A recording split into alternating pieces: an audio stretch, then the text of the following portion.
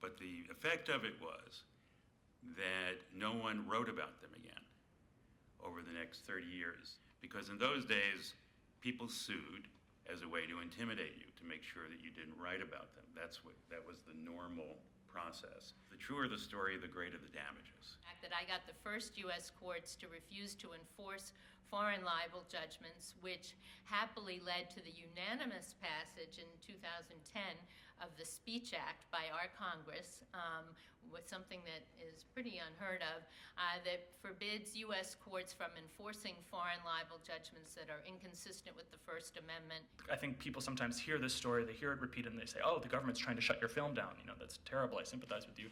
And you have to kind of step down and break it apart. And it's not direct. It's absolutely by proxy. It's the fear of these insurance companies of unlimited legal action. You know, informant who said, you know, this man is not a threat. This person has done nothing. You know, I'm trying to get him to agree to participate in a plot because he wanted a you know, the payoff. You know, for informants in these cases, they can make $100,000, sometimes more. There's a successful conviction. It wasn't happening, and he's telling his agents on the phone while we're recording, you know, this man wouldn't throw rice at a wedding.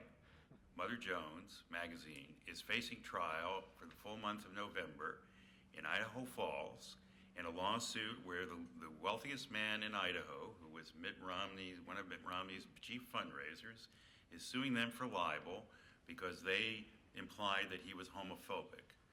Now, whether he was or wasn't, I'm not going to get into the facts of it. The fact is that he's sued in that town, his hometown, where he's the main employer, for $74,999. He doesn't want money, but because he chose that number, they can't get it into federal court. So they're going to have a local jury, local judge. They'll probably win the case on the facts, but it's tying them up. It's to teach you a lesson. It's to create pain.